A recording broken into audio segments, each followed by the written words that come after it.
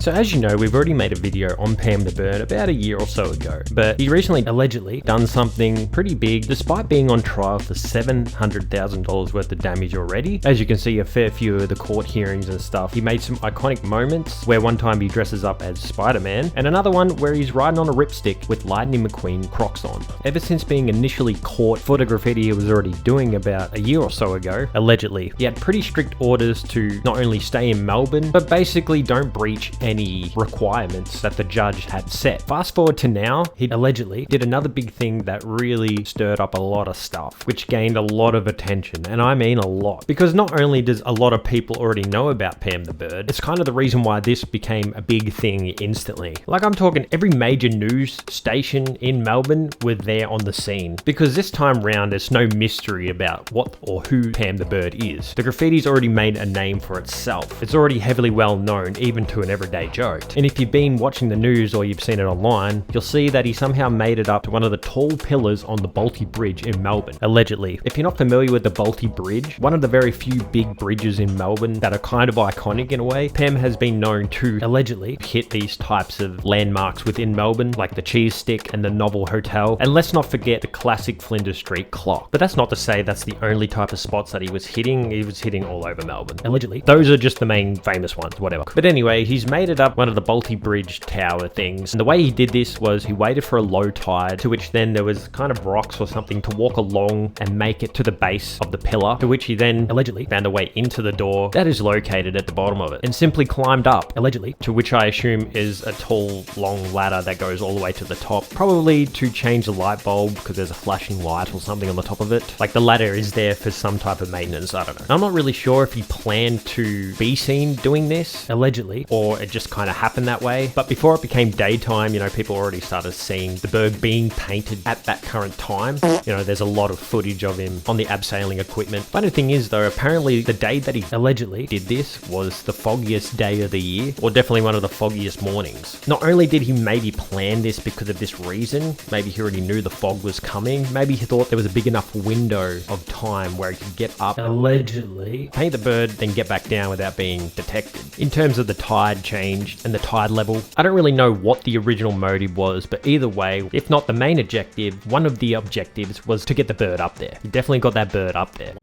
Once he was seen, and once the cops were notified, the man himself got onto Instagram and started posting on his stories. All of this is alleged, for God's sake. As you can see, the sun's not really up yet, and there's already 2 lanes of the Bolte Bridge taken up by a couple of cops. And again, I don't know if this was the original plan, but he said to lower the taxes and to send up a drone with some food. I'm not coming down until they lower the taxes. I'm sick of paying that. That was his demands in order for him to come down. Not only are the cops on the bridge, they were also waiting for him down at where he probably accessed his location initially. I must say, that's a damn nice view. At one point, he even said he might have a nap, and he wouldn't mind a blankie. Not only was it cold, it was probably like minus something up there, seriously. A couple hours go by, and not much had changed. They indefinitely stopped one lane on the Bolte Bridge. There's probably a bunch more cops at the dock part at that point as well. There was also marine police on boats. There's a pretty big ordeal. If you put yourself in the shoes of the cops, you're not really sure what this person's going to do. Even though he's well known to police, it was still unsure what he was actually doing up there, other than painting. Then, in the classic Pam the Bird fashion, making more iconic moments, he requested a peanut butter and jam sandwich. And at some point, I think he even requested a glass of milk. I want a peanut butter and jam sandwich and a glass of milk, or I'm not coming down. To which he then demanded to lower the taxes and to make that damn sandwich. To which at one point, they flew a drone up without a sandwich. This said drone was actually trying to negotiate with them at some point,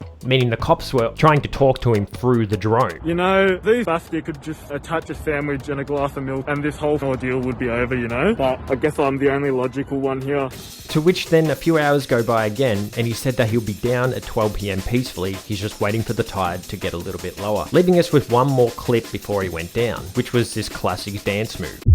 To which around, I'm guessing 12 PM, as he said, he came down peacefully with his hands up, which brought this classic ordeal to a close. At this point in time, there's actually been a petition petition made on if we can keep that bird on there and keep it preserved, because at this point in time it's still on there and they still haven't removed it. And everyday people, not just graffiti writers or people alike, actual people, real people, normal everyday people think that Pam the Bird is a Melbourne landmark. Like, it's an iconic icon. There's more people that support Pam the Bird than graffiti in general, sort of thing, which at the time of this recording of this video already has 4,354 signatures. Keeping Pam would preserve the piece of spontaneous urban culture that has resonated with thousands of Victorians. They'll celebrate Melbourne's reputation as Australia's street art capital, save taxpayers the cost of immediately removing something that many people generally enjoy, and it adds a little colour to this bland bridge. Don't scrub the bird, let Pam fly. Now sadly, this Balti Bridge incident has given him an extra 13 new charges, including criminal damage, conduct to endangering life, and multiple bail offences. And not only was he kind of free at this point in time, between the court dates that he was already facing, now he's locked up until September 29th or so. And his legal matters are headed to court for a communal mention, meaning he will remain behind bars until at least then. Either way, however you look at it, it's legendary. It definitely drew a lot of attention, and maybe he already knew he was going to go to jail anyway, and just wanted to go out with a bang.